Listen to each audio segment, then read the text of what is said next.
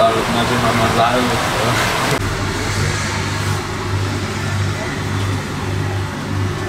Filtrelerin içinde kokonat kömürü var. Doğaldır, kimyasal hiçbir madde yoktur. Su arıtma cihazı satıyoruz, bakımını yapıyoruz, filtre değişimi yapıyoruz. Bölgesel olarak konuşursak bizim bölgenin suyu çok serttir. Kireç oranı yüksektir, kireci parçalıyor. Membran filtre kireci parçalıyor. 5 aşamadan oluşuyor. Birinci aşama çamuru tutuyor, temizliyor. İkinci aşama karbon filtre dediğimiz bakterileri öldürüyor.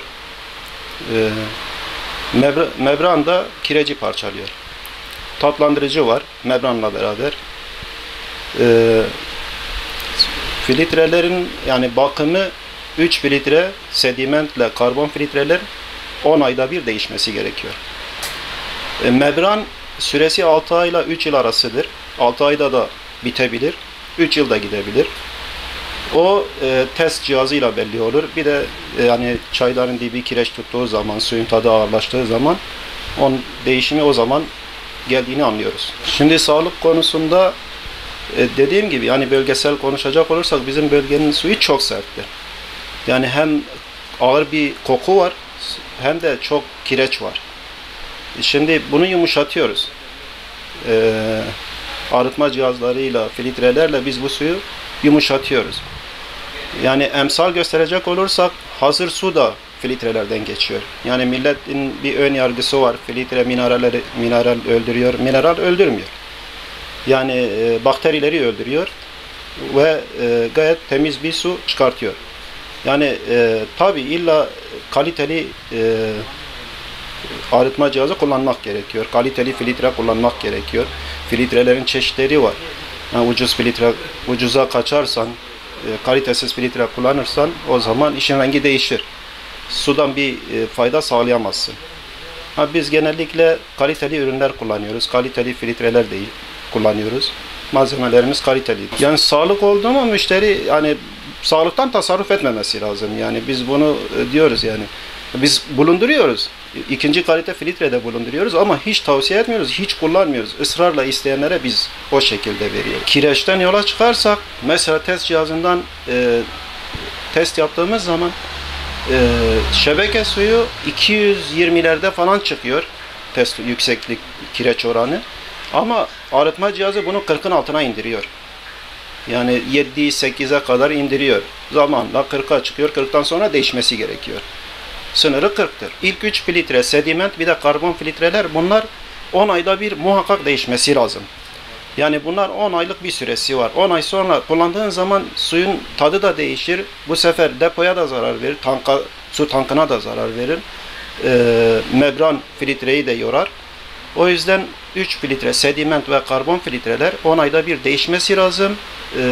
Ana filtre, membran filtresi de dediğimiz gibi 6 ay ile 3 yıl arasında bir süresi var. O da testle belli olur.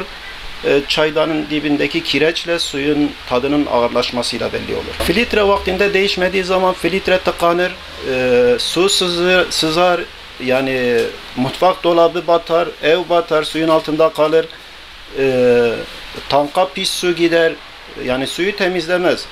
Yani şebeke suyundan daha pis su içmiş olur.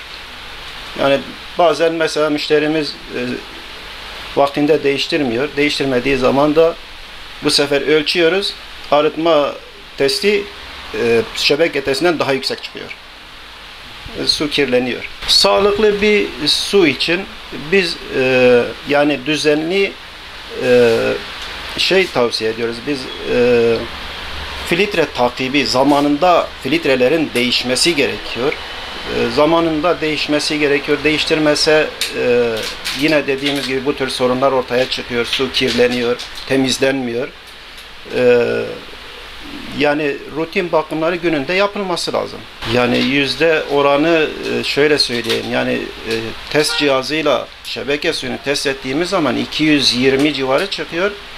arıtma suyu 40'ın altında çıkıyor. 7'lerde, 8'lerde, yani sınırı 40'tır. Yani test cihazındaki bize sunduğu oran 40 ve 6'dır ama şebeke suyu 220'nin üstünde çıkıyor. Zaten eğer ki test 40'ın üstünde çıkarsa bizim filtreleri değiştirmemiz lazım. Vakti gelmiş demektir yani. Arıtma cihazımız 5 aşamadan oluşuyor.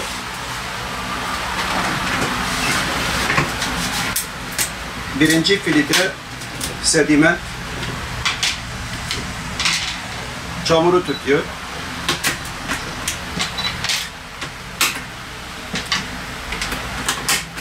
İkinci filtre karbon, bakterileri öldürüyor.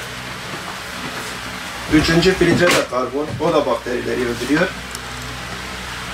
Dördüncü filtremiz membran. Membran bu kovanın içine giriyor. Buradan açılıyor. Değişim geldiği zaman testle belli oluyor. 3 filtremiz, ilk 3 filtremiz 10 ayda bir değişmesi gerekiyor. Değişmediği takdirde şebekeden farksız su içmiş oluruz. Ana filtremizde 6 ayla 3 yıl arası bir süreci var. Testle belli oluyor. Çaydandaki kireçle belli oluyor. Suyun tadının ağırlaşmasıyla belli oluyor. Bu da tankımız.